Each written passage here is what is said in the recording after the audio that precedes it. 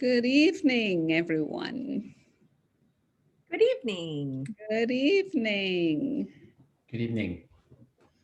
Well, I am so glad that we're all here this evening on this Monday evening at 6 p.m. around dinner time. It's such a joy and an honor for so many of you to be on this call with us today. I am Beth-Sarah Wright, and I am so thrilled to welcome you to Dignity Over Division, a virtual critical discussion.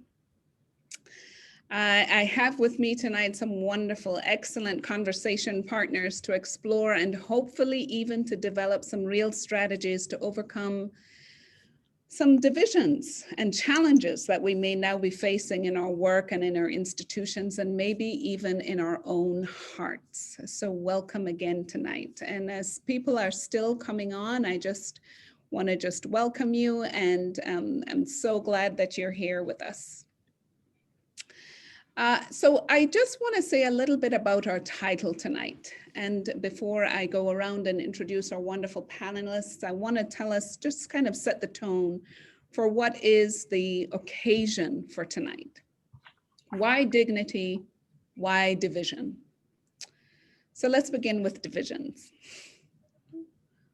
Right now, you can't help but turn on the television, to the news, listen to some podcasts, to just simply hear how divided we are. Divided we are as a country, divided we are in our communities, divided in our church communities, our school communities. Even the masks that some of us are wearing right now in the middle of an airborne virus pandemic, even masks are divided, how we perceive them. Everything seems to be so polarized. We're all feeling it, right? I don't have to go down the list of all the opposite ends of the spectrum. We all know what they are. We know how they're impacting us, either individually, in our hearts, in our families, amongst our friends, in our communities, work communities, social communities, friends communities. It's almost as if we're being forced to choose a side and hold on to it. And then when we choose that side, it says everything about who we are and our identities and our beliefs about everything. The word that I am most feeling right now is disoriented. I don't know about you, but that's what I'm feeling right now. I'm disoriented. There's so many things coming, flying at me. But what is also true about all of these divisions that I've just described, and you can let me know if I'm describing it inaccurately, but what is also true about these divisions is that they are not new. In fact, history tells us we've been through this before. These divisions are not just for 2020. So if it's true, why does it feel so visceral, so disorienting today? One might argue that the divisions have always been here, but they seem to have been transformed into hate.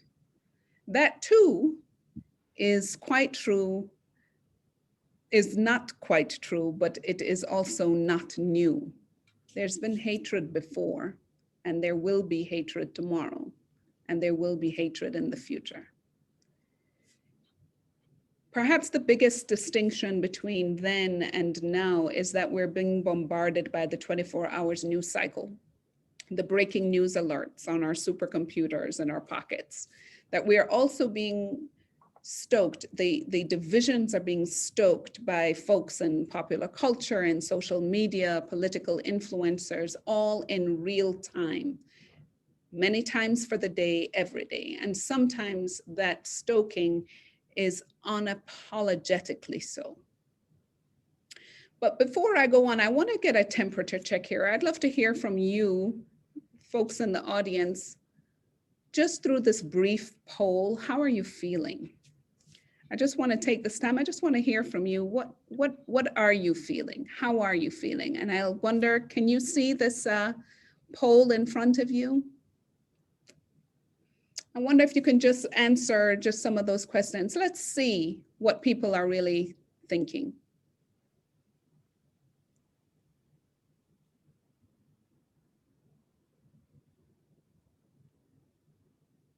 Wow. Nobody is solid. Nobody's got this, which is good for us. So this conversation is necessary. This conversation is important. I'm so happy to hear that. Wow, look at that. Okay, thank you so much for sharing that. I really appreciate it. Gonna end that. Can you see all that? Yes. Okay. So, all right, we get it. We're disoriented. So why dignity? Why dignity over division? I was inspired to write my latest book entitled Dignity, 7 Strategies for Creating Authentic Community, as I thought that dignity was missing in our conversations then, now, and in the future. It's the presence of human dignity. I just feel that that is something that often gets lost in the mix when other things tend to override all of that. I say that my hope in writing this book is to put the word dignity on more of our lips and perhaps in our hearts. Dignity is unwavering and it's immovable. We all have it by virtue of us being human, and we all yearn for it to be recognized.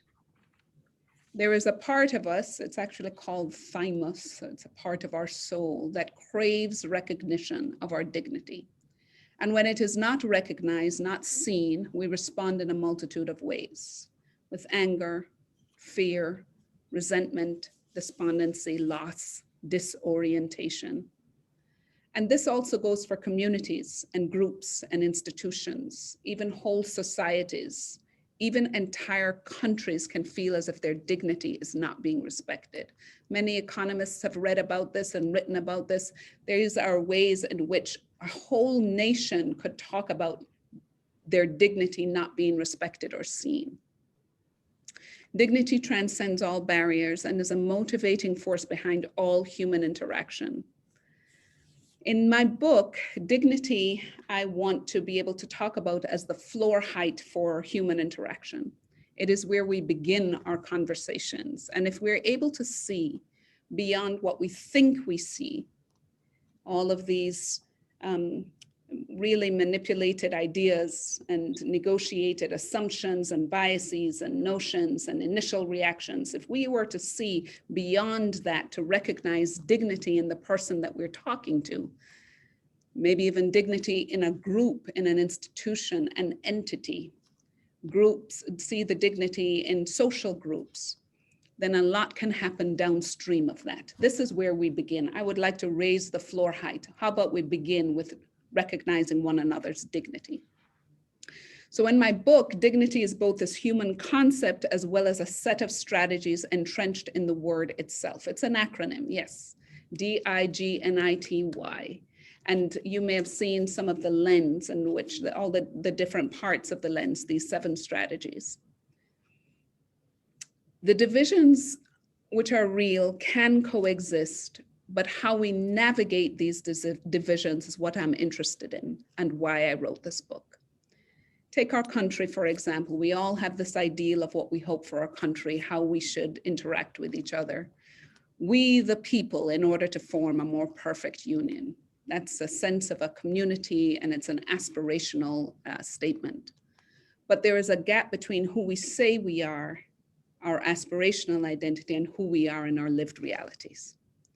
In fact, we all have these aspirations as individuals, as communities, countries. We all have also our lived realities.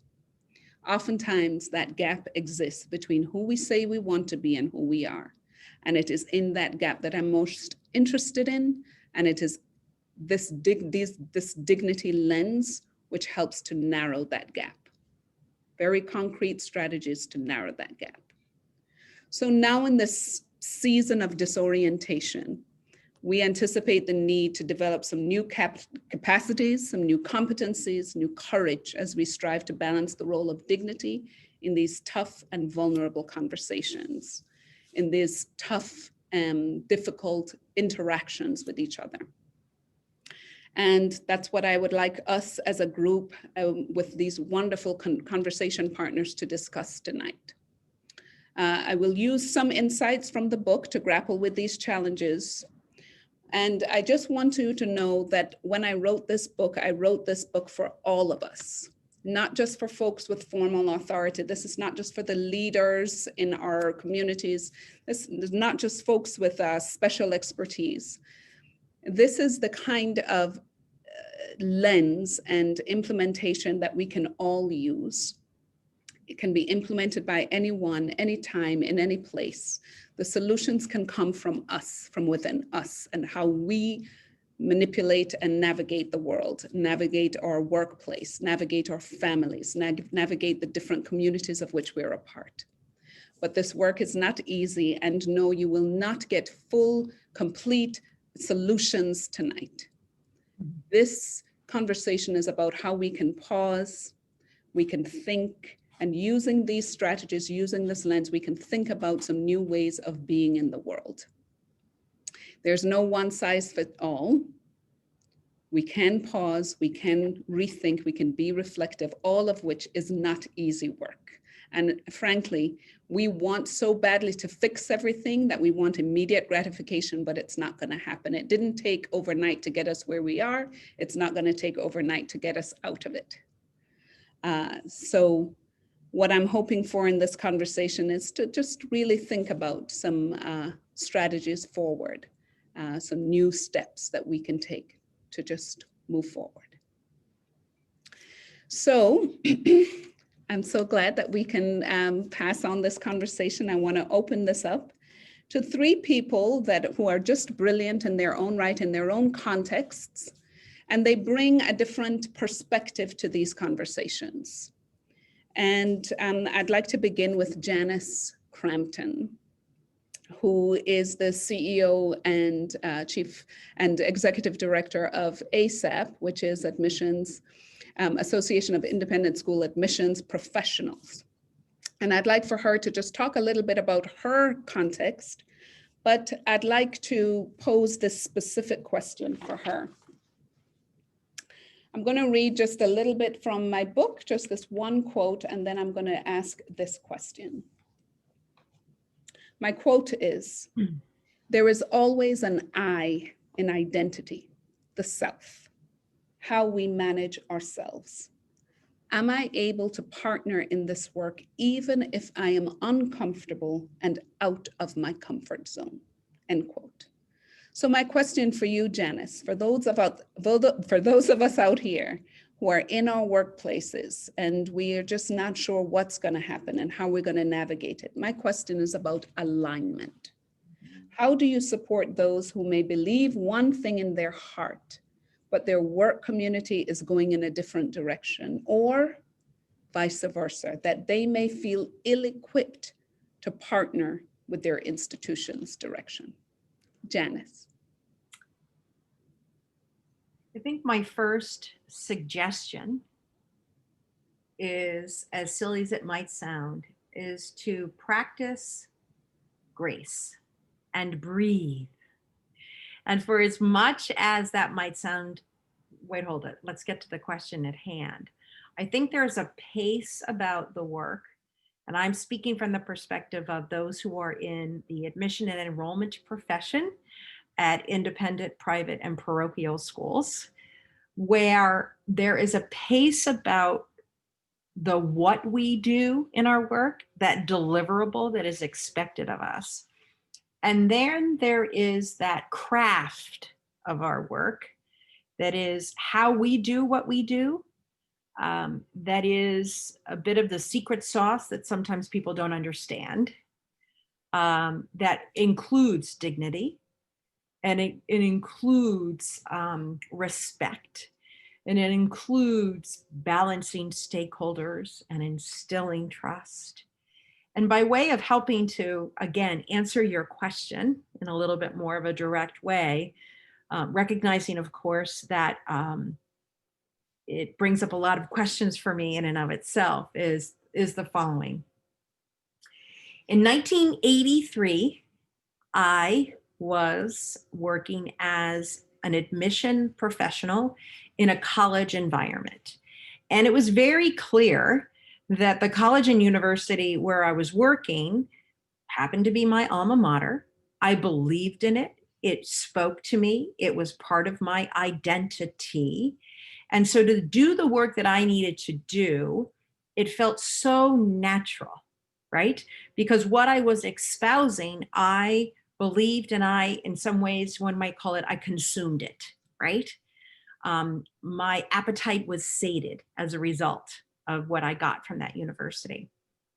Interestingly enough, and how it brings it back to what I presently do and why I'm so passionate about the work of AISAP, is that there came a point when I moved to another institution, and for as much as I believed in the words and phrases that were written in the mission and the vision statement, there was a strategy and a tactical, operational, how do we get to what we say is the mission statement, that I did not connect with, that it didn't resonate, that it didn't feel authentic to me, right? That what was being asked of me by virtue of my job responsibilities was clear, right? The best practices of the work that we do is clear. There's sort of a, you can put nuance to it. And I think that Beth-Sarah, you've talked about it, how you put your own feel and flavor to things. But there was a belief, and in some ways a bottom line dollar consideration that did not feel as though the mission of the school or the perception of my understanding of my profession was seeking goodness of fit, that there was a disconnect. And I think in the spirit of that, to your question is, it's along the lines of Simon Sinek's golden circle. Why? Begin with why. If the why you do what you do and why you are at an institution, at a particular place for job responsibility, if there's that alignment, then the question around how you do it and what you're offering, to me, is the part that could stand an opportunity for you to be your authentic self, have your identity, and express how you might course correct, because you're trying to once again get back to the why. But if you are not aligned with the why, if you're not feeling as though that connection is there, then we must remind ourselves, for as much as we might feel trapped from an employment standpoint, there is that thing called choice. And I think, again, so many schools are finding that the fear of that sort of financial or mission deliverable is being challenged, because whether we call it a pandemic, or because of the divisive nature of things, or because people have opinions and they're expressing those things, we have an opportunity in this profession to once again demonstrate the importance of leadership and ethical behavior and best practices, right? And reminding ourselves about what it is and why we do what we do. And if, again, those sort of outer two circles that run around the why are the disconnect, then I think you really have a choice and an opportunity to hold yourself accountable. And the institution, you owe some dignity to them, because you are not aligned. So in summation, what am I saying? I am saying to you that I think how we support people when there is this misalignment, of reminding the practitioners, and that's the seat that I come from, that there is standard of care, there is best practice that you need to be trained in and understand and be able to articulate it to those other people in your circle. And then there is this heart of the what you do, so the head and heart. And then there's the heart, that if the why is not connected, then you have to make a choice and separate yourself. So I will leave you with that, with a lot more to cover. But I also, I guess, in the end, will say to you, as a thanks to you, Beth-Sarah, for not only the writing of this book, but also putting it in the context of how many an admission and enrollment management professional at this particular juncture needs to be reminded. I loved what you said here, from the floor height of our conversation, about dignity, because people are being asked to do things that don't feel right. And is it not feeling right because of the how and the what, or because of the why? And I want them to get to the why. That's wonderful. Thank you, Janice. I do appreciate it. I think when you talk about the why, you're talking about purpose and identity. And that is the I in dignity. It is the I, which is who are we? Who am I? What is the mission? What is the purpose of this work? What is the purpose of this particular institution, this community? And then you can begin to ask yourself, am I aligned? But I think also that some of us are also in a position where we're thinking, I love this work, I love this, but I think that our community might be going in a particular direction that I don't want it to go in. And so I'm going to try to steer it in a different way. And my hope for those folks who may be in that position, that you can do that. That's the kind of work. Yeah, and I believe that a person can. Yes. If a couple of things have also happened. That they are trained, they are educated, that they are able to see the importance of presenting the reasons and rationales and the solutions, not just predicated in fact from heart, but predicated from the data and from the nuances that come from being an educated professional. And so for as much as so much of our work in this profession, and again, those that really are good in what they do oftentimes speak to the as I said, sort of the craft of this. The craft, you can't go it alone. You have to take the skill and match it up with the craft, and the craft and match it up to the skill, right? And you know, again, with respect to the other people that are part of this group and the time that we have together, I would love to just also say on something that you mentioned in your introductory remarks. I've been praying a little bit and reflecting a little bit upon this time in my life, right? With all of this stuff going on personally, professionally, da da da da da. And where I landed just recently is that this pushed me to be far more authentic and be real in who I am, and almost feel a sense of dignity and pride as a result, because we don't really have the opportunity to be in the middle, do we? Right? And I think that there was a blessing from that and a comfort to once again identify, I am an admission and enrollment management professional. It is not by accident. There is training. It is who I am. And if in fact, institutionally, I think things aren't aligned, I have the opportunity, given who I am and what my job requires me to do, to stand up, step forward, and offer solutions to bring people back to the why of the institution. So that's good. Thank you. Thank you for that. That actually is a great segue to Beverly Guy-Sheftal. I'd love to be able to tease from Beverly.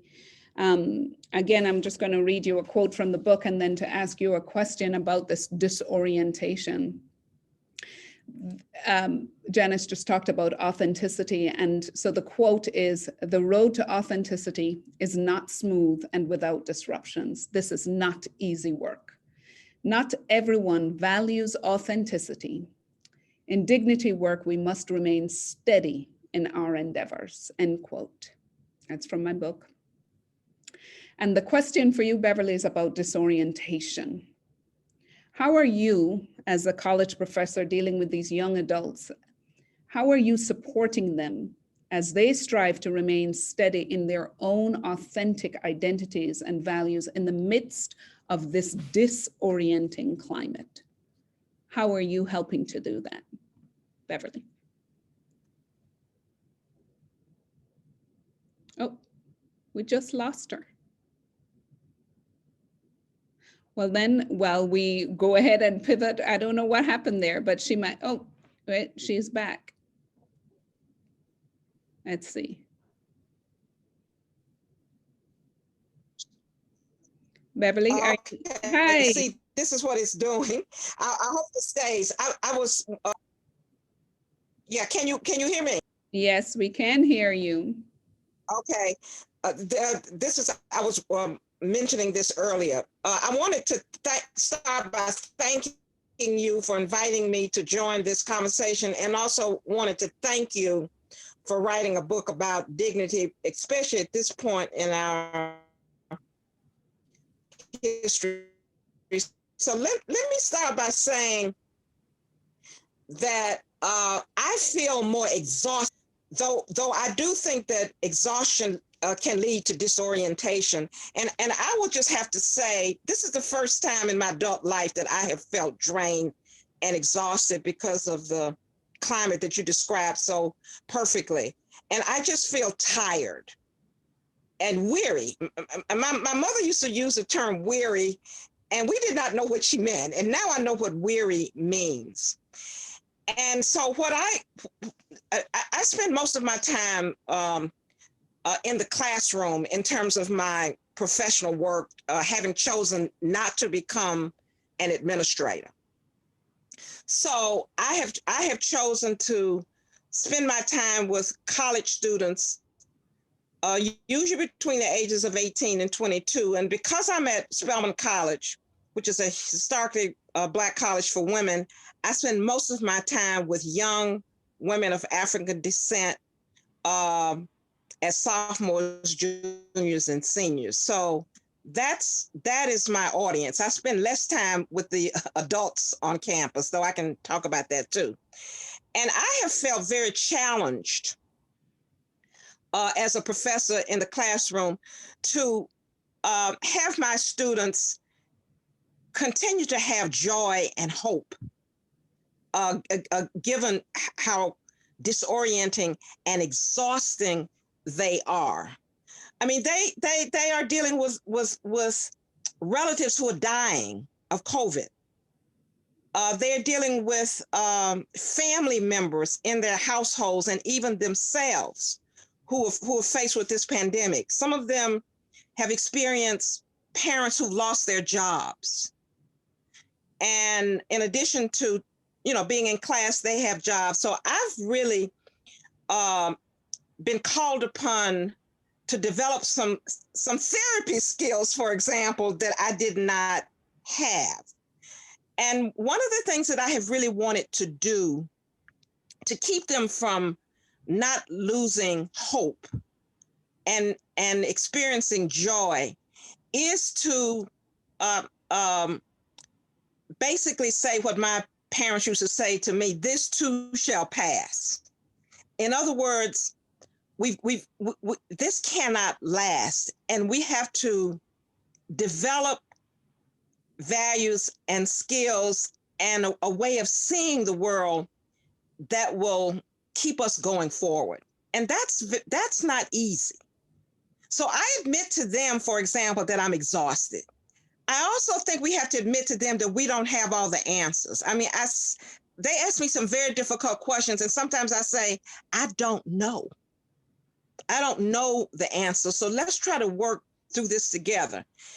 And I'm very careful to not come across as the professor who knows everything in this particular situation. I think that all of us have to say, no matter what our jobs are, what all we have accomplished, that we don't know the answers, that we don't know where we'll be 6 months from now, and to have young people find comfort in that kind of uncertainty.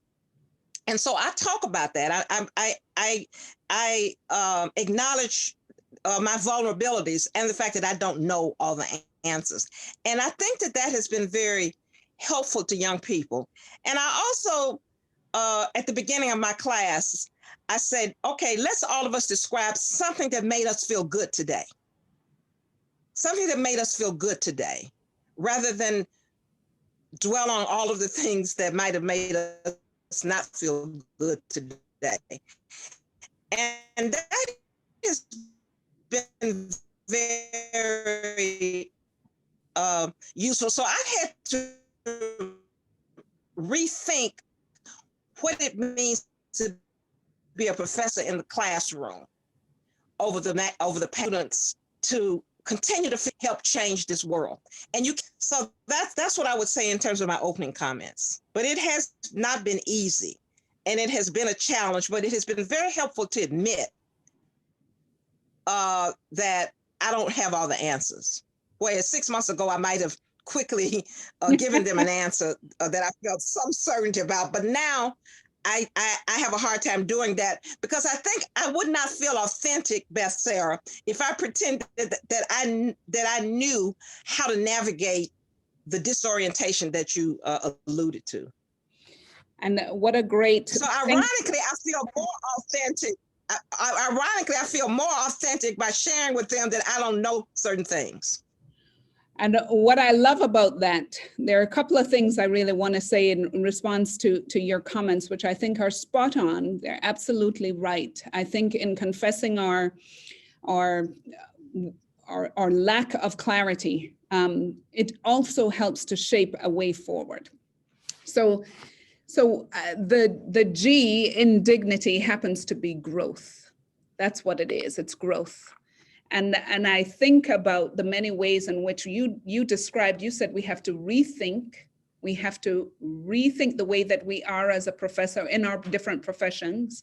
We have to rethink what we think we know, and to be able to confess that, even though it may have the most unflattering interpretation, which is I do not know.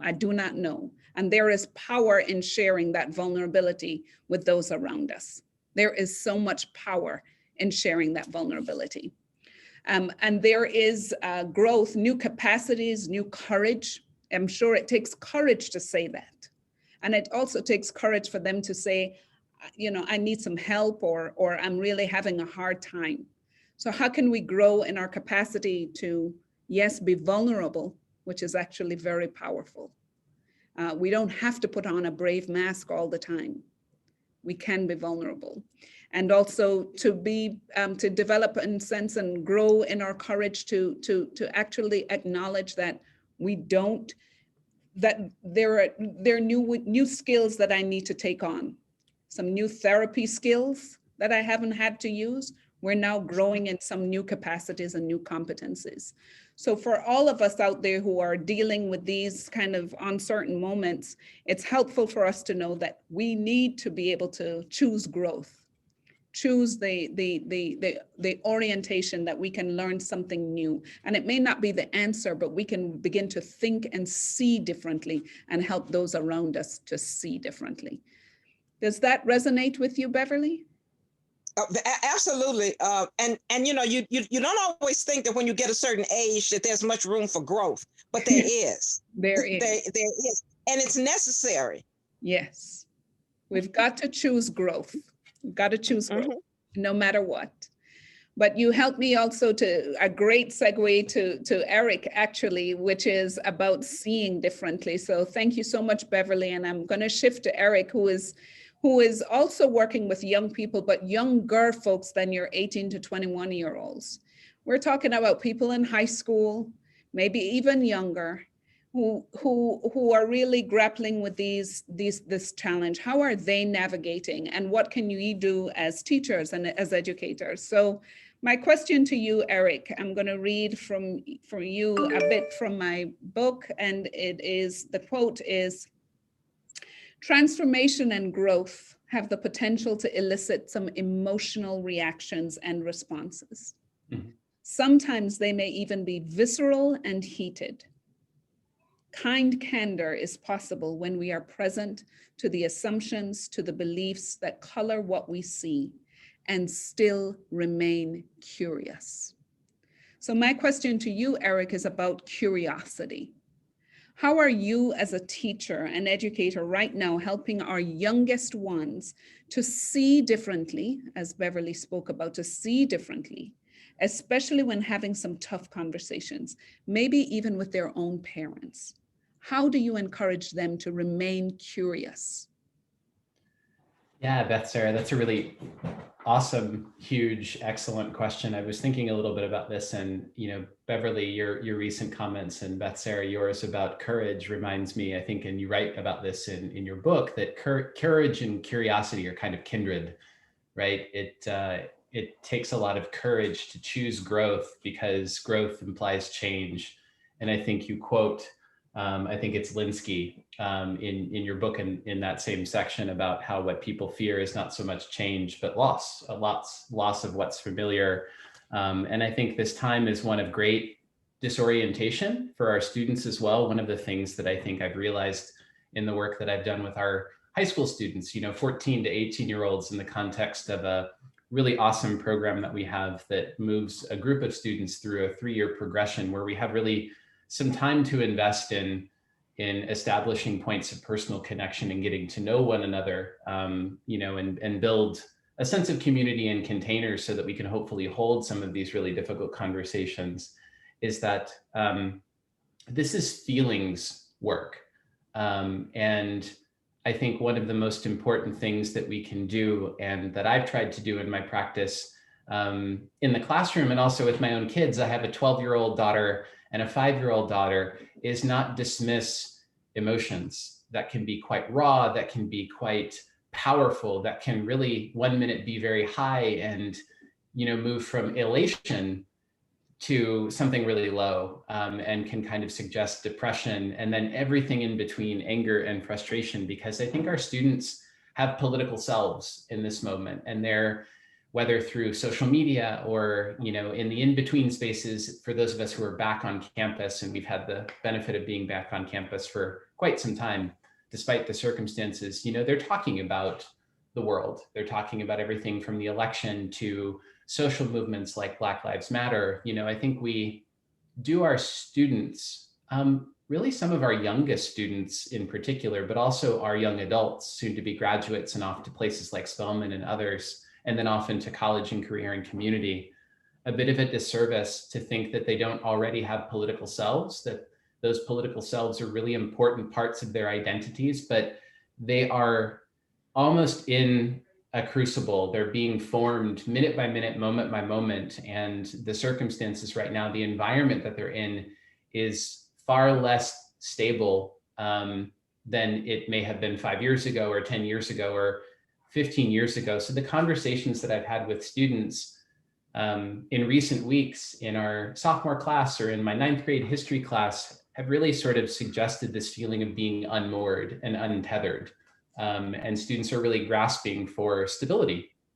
And I think that that's something that we need to just pause and acknowledge. And I think that one of the best ways that I've found, but it isn't without risk, I think, Beverly, you spoke to this, is really, as an educator, bringing your personhood and your humanity, that willingness to admit, I'm a human person too, and I'm tired, I'm weary.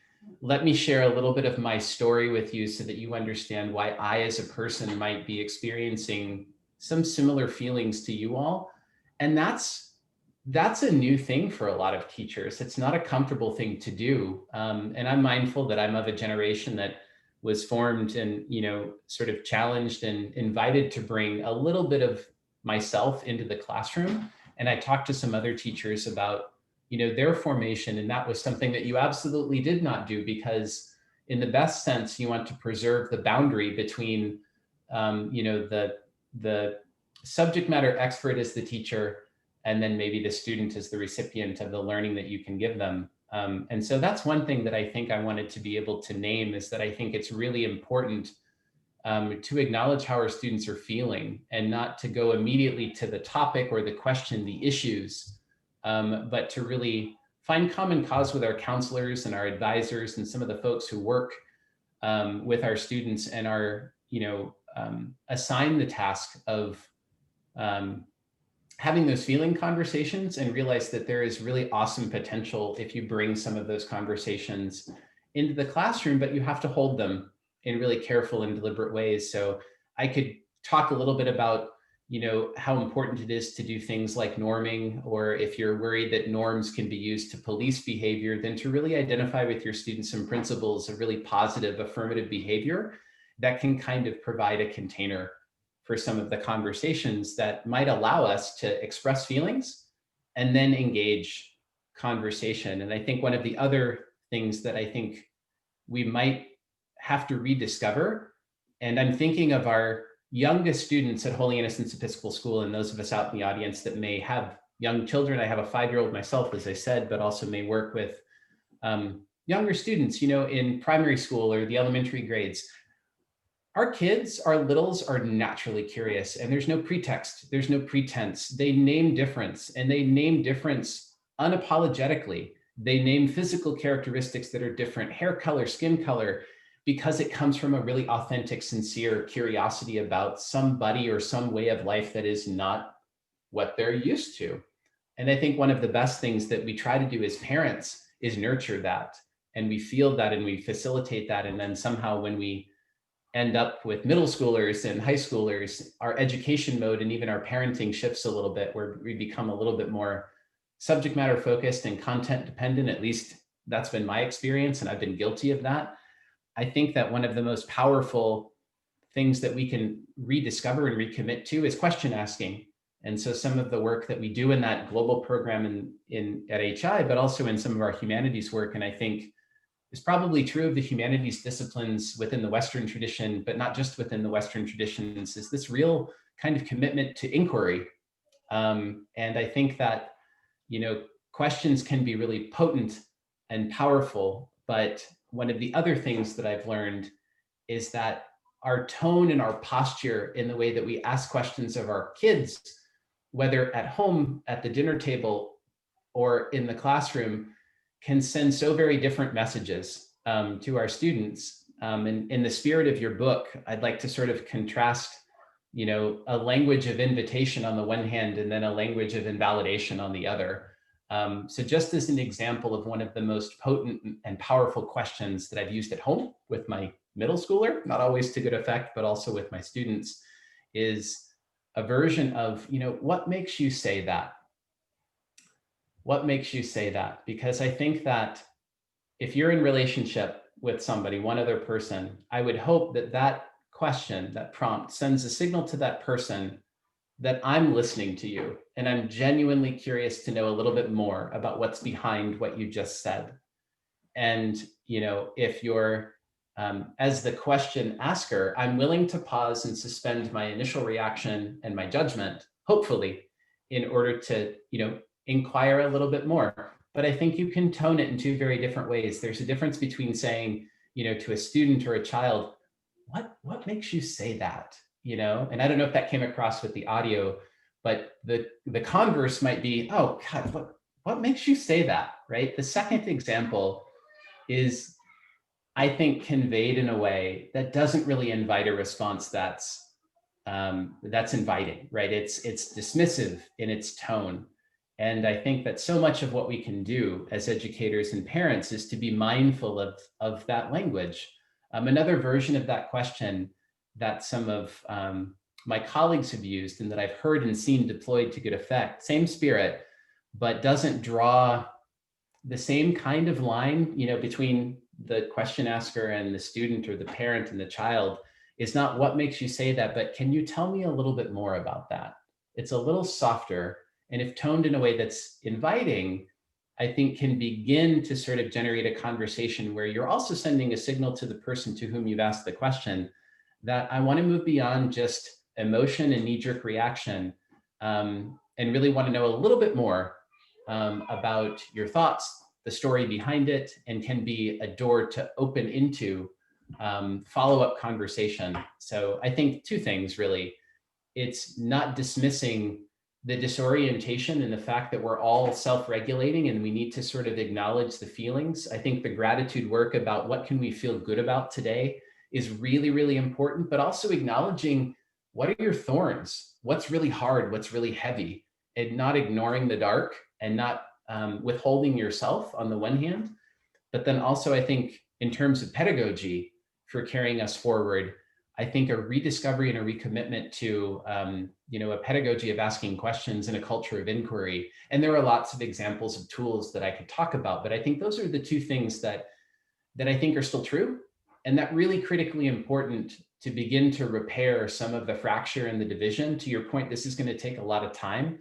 It's almost like we're suffering from, to borrow a medical metaphor, many, many years of chronic inflammation that we haven't addressed at their source. And so to kind of undo that means lifestyle changes that nobody really wants, because as a culture, I think we're kind of in that immediate gratification that let me take a pill and, or the diet drink, and then let me move on. And so I don't know if that made any sense, but those are some thoughts that I have about this. They're wonderful curiosity. thoughts.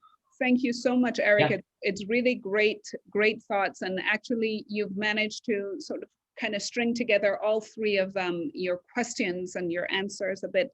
One thing that you talked about was seeing beyond the emotional responses. The premise of the book, to respect dignity, respect, using that word, the etymology of that word is re as in again, and spect as in spectacles, to look again. And what you're doing is inviting us, and I encourage that and affirm that in this work, we've got to look again, pause and look again. We can be present to everything that we're feeling, everything. But we have to pause and look again and see if we can somehow build a new bridge and see a new reality. Part of building that bridge is telling stories. And Janice, all of admissions professionals truly are storytellers, but truly we are about story. We got to, stories are the currency for dignity. Yeah. I talk about that. Yeah. It is about sharing those stories. We've got to, if we are not able to share stories, and all parts of our stories, the parts that are the vulnerable parts that Beverly talked about, not knowing, the parts that are really hard, I'm really angry, I'm tired, I'm at a loss, I'm exhausted, the parts that are, I am just sick and tired of this, but I would like to hear your story, and I'd like to know a little bit more about where you're coming from. I share my story, you share your story, you share a story, I share a story. Stories that are currency for dignity as well. And I was just going to say, Beth-Sarah, is that, Eric, I so appreciated your remarks in the context of when you said, tell me more. I think for as much as I certainly tip my hat to the professor, right, Beverly, on this call, who, as you think about the education that I am absent of, so I have no data to support this, I can only speak from gut, but I think that so many of us as adults are, as we all have said, are just stretched, and we're just wondering, and all these other feelings and emotions. And with that as the backdrop, when you are feeling inauthentic, or that there is misalignment, then there's also, again, this dignity where you feel dismissed and you feel less than. And again, it's the feel and the feel and the feel. And, you layer on, from the seat that I'm sitting in, and the words and phrases with regard to someone in the profession, you layer on that this is your profession, this is your livelihood. And so you're feeling as a human being misaligned. And then you're also feeling a lack of safety in how that alignment makes you worry, not only about your own livelihood, right? Can I continue to get up every day and go to work and do this if it's not who I am? But also the pressures of, if I don't perform, will there be a class, right? In the absence of that enrollment, or do you see the burdens of? And so, again, what's my point? My point is just more to acknowledge what has been said here about the many layers of this, that it just really does speak to just like the human element of the need for respect and dignity. Hey, you should write a book. Well, I would love to. We have a few moments. I am so respectful of people's times at this time of the night, and I'm sure people are heading off to dinner and have lots of obligations and responsibilities at this time. I would love to hear from people out there. Please submit your questions through the Q&A. Just submit them. I can look at them right away and we can talk about them. If there are any particular questions that you might have, please submit just anything and in your Q&A, in the Q&A in the chat feature, and just share some of these thoughts, questions, anything that has been provoked by tonight, anything that has inspired you to think a little bit differently, anything that's been on your mind, like what do I do tomorrow? How do I get up tomorrow and get into work? Because I think that's on a lot of people's minds. And I think too, these tough conversations are on people's minds. I think there are some people right now, the visceralness, the heated emotions it's so real, it's so palpable, even amongst our youngest ones. Eric, you said, tell me more, or help me understand a bit more, or just, what made you come to that conclusion, or how did you get there? That, in simply asking those questions, is recognizing the dignity in those students and in those children, and now in our adults that we're going to have these tough conversations with. It is simply seeing them differently. It is looking again.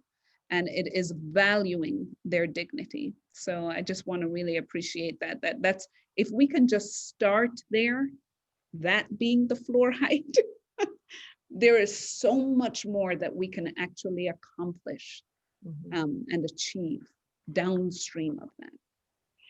So please submit any questions you might have. I have a question for Beverly. Yes. While you're waiting on questions, right? So Beverly, my question to you is the following, and you very poignantly noted that as you're working with your students, these young women that are coming to you with, obviously lots of different backgrounds and experiences and wants and needs and pain points, and you have acknowledged that you are, right, uncertain. Do you feel as though that offered a level of, I keep using this word, but authenticity? Did that help? Did that provide more uncertainty to people? Oh, please teach me, Beverly, or did you find, tell me more, Beverly, because I've learned from Eric that we need to say, tell me more. No, but. Well, ironically, when I read my student evaluations at the end of this semester, and I was very surprised, many of them commented about the fact that I felt very humane to them. Yes. That they appreciated my they didn't say vulnerability, but they appreciated the fact that I felt like a human being to them rather than a professor. Mm-hmm. That's right. That was unexpected because I gave myself a grade of C- at the end of the semester because I was not skilled or comfortable teaching online. Mm-hmm. And so I told them that I gave myself a C-. Mm-hmm. And they told me that I had given myself, I had not graded myself appropriately. And so to answer your question, they appreciated the fact that I did not come across as someone who knew it all. And they shared with me that was not the posture of all of their professors. So I thought that was a learning. So that was good for me. That's great. That's wonderful. I think you were acknowledging their humanity by acknowledging your own.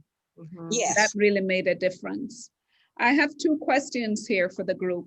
One is, I'm curious, how do we balance our weariness with our fierce urgency of now? So we're tired, but things have to get done, got to get up in the morning. How do we balance our weariness with our fierce urgency of now? And the second question is, dignity is a two-way street, which begins with listening to and accepting our stories as is and not trying to adjust to our individual sources of references. All stories are authentic and listening to them must be through clear lenses. And it's not a question, but I think that the lens there is really about curiosity more than anything. We have to have some sort of posture for curiosity and question making. But how about that question? I'm curious, how do we balance our weariness with our fierce urgency of now? And what are your thoughts about listening to authentic stories, but through clear lenses? I have found that when I am the weariest of weary, that the importance of rituals and really coming to a sense of peace around who I really am and what I value helps me with the urgency of now. That when I deal with the urgent in the absence of the sort of the centeredness, right? I'm not as impactful. And I can say that I've come to believe that more because I have done such a poor job of doing and practicing what I'm preaching here. And I've had some executive coaching where people have said to me, or this woman that I work with and is really a colleague of mine in this capacity, has said, the minute you get off that routine, that ritual, right, that almost lessening of your dignity and respect, right? Like if I don't respect myself enough to say I deserve this time, then again, going off of it. So I offer you that, the importance of ritual. That's great. Thank you. There is another question here. What suggestions do you have for getting young people to adopt the dignity lens among themselves and within their organizations? If I might just take just a brief moment, I'm going to just share my screen just for a second and bring up the dignity lens. And I just, let's see if we can just find it here. So just to look at it, I just want you to remember that this is really a lens that, as each of the panelists have talked about today, is about pausing and reflection. There is some reflection, there's some question making that is involved in this particular lens. It is a lens, just like the shape of our eyes. It is a circle, so we don't have to begin in any, it's not a linear work. It's not you begin with the D, then the I, then the G. You can hop on this lens anywhere, because you can begin to ask some questions and own it for yourselves within your community. Young people, older people, whatever it is, you can begin. So let's just take yield. If we were to begin with yield, what do we want our efforts to yield? How do we know if we've reached those goals? This is just this is not just a concept of dignity. This is actually grounded in data, grounded in work, grounded in real goals and measurables. So suppose you started there. Another thing that I just want you to know is that this dignity lens won't work unless each one of these 7 strategies are being engaged. And it's, as I said, it's not linear. You can begin anywhere on this lens, but you need to engage all of them. And it takes some time to focus on what is it that we want to yield. Or you might wonder about growth. Are we willing to grow and to change in some new competencies, to reflect, imagine new ways of being, be open to learning and choose growth? And then we have to ask some questions. What ways do we need to grow? Do we need to grow in our ability to share stories, to ask questions? Do we need to grow in our ability to think differently, to change our own posture, to acknowledge the loss that we might have? Because my view is not being the only view here. I'm going to lose something, and we have to be able to deal with that. So this book, as I said, is written for anyone. This doesn't have to come from top down. This is not administrators. This is not necessarily heads of schools. This is not CEOs, this is not directors. This can come from all of us if we begin to engage with each of these tenets and to share them with others.